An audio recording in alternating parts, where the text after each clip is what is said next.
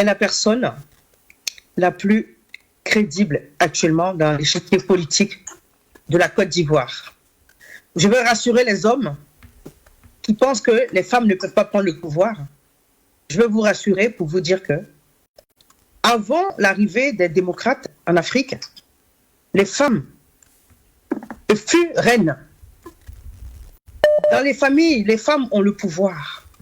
Avant même que les Européennes n'aient les droits de vote ici, les femmes africaines étaient déjà libres. Parce que nous n'avions pas, même dans le temps jadis, les prisons. Parce que la femme africaine est une femme libre, tant moralement, tant sociologiquement. Et c'est la femme libre qui met l'homme libre au monde. On a au jour d'aujourd'hui des hommes qui ont laissé les chaînes que les colons leur avaient laissées, aujourd'hui qui les ont plus dans les pieds et dans les mains, mais qui les ont encore dans le cerveau. Je veux vous rassurer. Je veux vous rassurer. En Côte d'Ivoire, les femmes, au temps d'Houphouët-Boigny déjà, savaient qu'Alassane Ouattara était un ennemi de la paix. Mais les hommes, toujours dans leur avidité, dans leur cupidité, d'accéder au pouvoir rapidement pour leur intérêt personnel et non pas les intérêts de la nation, ont imposé Alassane Dramane Ouattara au président Feu Félix Houphouët-Boigny à ses dernières heures. Alassane Ouattara a dit dans une de ses interviews sur RFI qu'il était la dernière personne à avoir vu Félix Houphouët-Boigny vivant.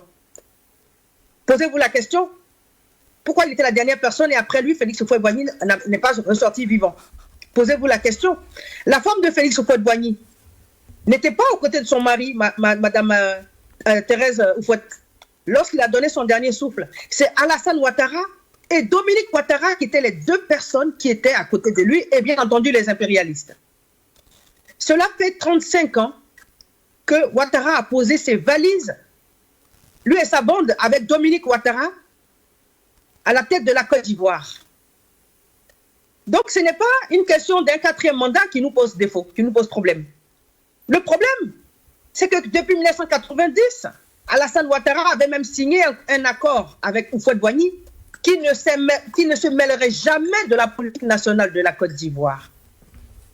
Mais comme on dit, les promesses n'engagent que celui qui y croit. Houphouët-Boigny y a certainement cru, je ne pense pas. Il était quand même un fin stratège, mais il était à ses vieux jours. Il y avait des transfuges dans le PDCI RDA qui ont imposé Alassane Ouattara au président Félix Houphouët-Boigny à ses dernières heures. Bien entendu, par le truchement de Dominique Ouattara. Quand Alassane Ouattara s'assoit pour dire qu'il veut faire un 4e mandat, et le 4e mandat de la Première République, selon lui, ce que vous devez savoir, c'est Dominique Ouattara, l'épouse, qui est passée par tous les ministres de Houphouët-Boigny, et à chaque fois, quand elle vient avec ces personnes-là, il meurt aussitôt de manière brutale, de manière suspecte. C'est cette même femme, Dominique Ouattara, qui est à la tête de la Côte d'Ivoire et qui se sert de son larbin qui s'appelle Alassane Dramane Ouattara. Donc quand il parle, c'est Dominique Ouattara qui parle. C'est elle qui veut se maintenir pour continuer de piller la Côte d'Ivoire. Mais nous, femmes ivoiriennes, nous, familles ivoiriennes, nous, peuples africains, nous disons que nous ne croyons pas à la parole d'Alassane Dramane Ouattara depuis la nuit des temps. Sauf les cupides et les ignorants qui peuvent croire à sa parole. Maintenant, les pro-Alassane, comme d'autres se prétendent sur les réseaux sociaux, si vous aimez tant la politique, pourquoi venez-vous mourir dans les eaux maritimes, en Grèce, en Espagne, en Italie, en France? Puisque la Côte d'Ivoire est si paisible. Vous avez mis un président démocrate, étant donné que vous avez dit que Gbagbo était un dictateur. Pourquoi venez-vous mourir dans les eaux maritimes en laissant les immeubles et la belle vie en Côte d'Ivoire?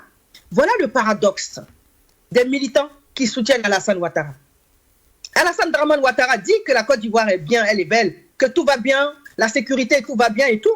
Mais hier, à Yopougon, il y a eu des fusillades. La police a tiré sur des civils.